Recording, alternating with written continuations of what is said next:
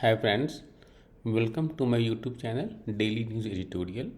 In this channel, we regularly cover the editorial page section of newspaper.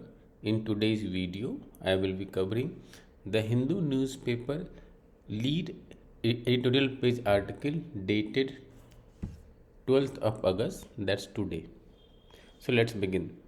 A healthy white paper beginning. Tamil Nadu's analysis of its financial situation is erudite and honest and could help steer the state back on the track. Now, there are two words. There is one word, erudite. Let's see its meaning. So, erudite is E-R-U-D-I-T. Erudite. Erudite means having or showing great knowledge or learning. So let's begin. The Finance Minister of Tamil Nadu, Palanivel Thayagarajan, on Monday unveiled a 112-page white paper on the fiscal situation of the state. It is perhaps a first in recent times that a state government in India has published an erudite and honest analysis of its economic and financial situation, which is laudable. The lowdown. But for citizens of the state, it was not good news. The report essentially said that the state is deep in debt with falling revenues, rising expenditure, and declining investment. The average family in the state pays roughly 1 lakh in all taxes every year to the state and union government and receive 1.6 lakh worth of subsidies and services, healthcare, transport, education, water, power, etc. every year. The gap between revenues and expenditure is funded through loans, and the state carries a consolidated debt of 2.6 lakh per family. Tamil Nadu Chief Minister M.K. Stalin has an onerous responsibility to pull the state out of this dire financial situation that has been made even worse by COVID-19 pandemic. As the white paper surmises, the only situation is for the state government to raise more revenues and be more efficient in expenditure. But this is easier said than done. Any state government raises revenues through tax and non tax sources, with typically more than three quarters coming from direct and indirect taxes. But after the introduction of goods and services tax, elected state governments in India do not have the powers to raise income or sales tax revenues on their own and are beholden to the union government. This constitutes the bulk of tax revenues. Under state control, taxes on property, fuel, and alcohol are the only remaining domains that are under the direct control of the state government. But the Narendra Modi government has already burdened the average Tamilian with 32 to 33 of cess on petrol and diesel, which it collects for itself and does not share with state government. It is thus virtually impossible for any state government to levy any more fuel taxes on people. So, realistically, the only immediate option available for Mr. Stalin to raise additional revenues is through property taxes, which is what the white paper justifiably alludes to. Property taxes are progressive and fair since they do not impact the poor as much as the rich. The white paper argues that there is gross undercollection of property taxes by the urban local bodies due to non revision of property tax rates, improper assessments, and undervaluation.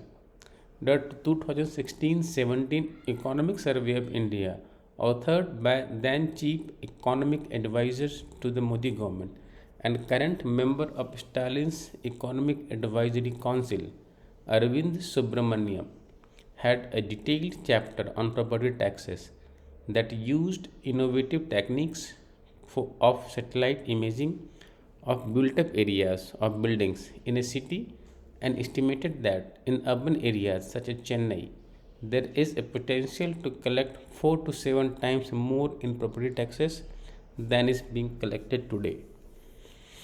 The white paper acknowledges that The white paper acknowledges such a large untapped potential of property tax collection so vociferously that it repeats this phrase multiple times. Focus on local bodies. More encouragingly, the white paper also highlights the importance of the devolution of powers to local bodies. The Kerala model of efficient social welfare and disaster handling is much touted by policy economists. Much of it is owned to the robust local body governance infrastructure of Kerala. As the white paper illustrates, it is no coincidence that Kerala has the highest allocation of expenditure for local body councils among all the states of India. Tamil Nadu ranks second, and enabling local governments to garner additional resources through more property taxes will further strengthen local body administration in Tamil Nadu. Beyond improving property tax collections, there is not much else that the Tamil Nadu government can do to raise revenues on its own in a GST regime, save for some disinvestment over the longer run. COVID 19 has dented economic growth severely in Tamil Nadu and the rest of the country.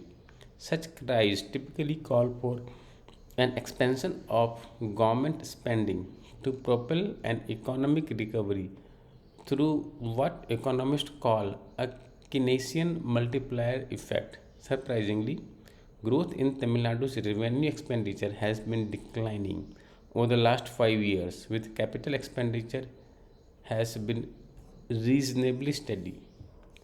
Issues of subsidies GST spoke. The white paper raises concern over the large amount of subsidies incurred in power, water, and transportation. While there may be some room for efficiency gains in subsidy expenditure through better targeting, it may perhaps be a bit risky to cut subsidies on expenditure drastically during a pandemic induced economic crisis. COVID 19 has not only ravaged most economies across the world but also sharply exacerbated inequalities between the rich and the poor within countries and across.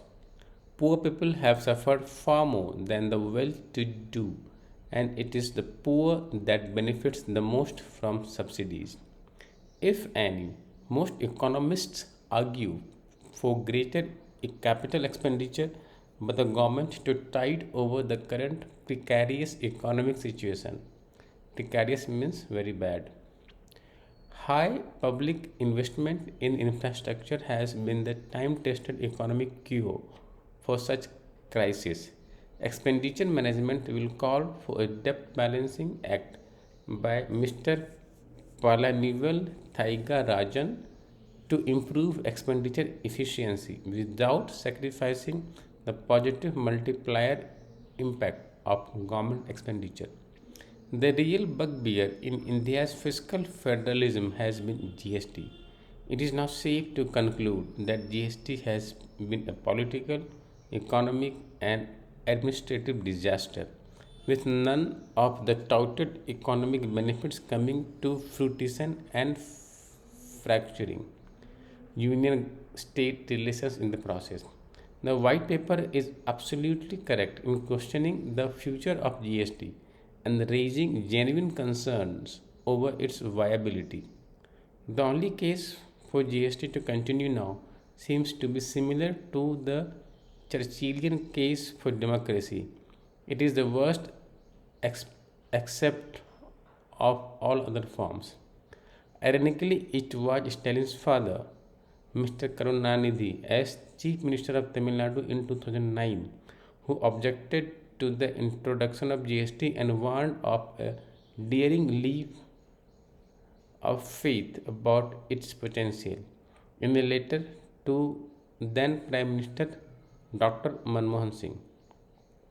Since the time of Chief Minister Kamaraj in 1960s, Tamil Nadu has been the torchbearer of inclusive economic development in the country with its unique model of generous state welfare, copious private investment, and efficient public services. The white paper clearly articulates how the last few years have been an aberration, causing Tamil Nadu to veer off that track.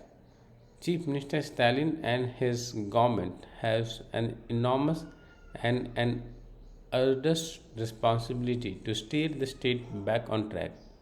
They are off to a sincere start, and hopefully, Mr. Panivel Thayagarajan will be able to release a pink paper in 2025 to showcase Tamil Nadu in the pink of economic health. Pink Chak- Praveen Chakravarti is a political economist and chairman of data analytics of the Congress party. That's end of this article. If you like my video, please subscribe, like and comment. Thank you.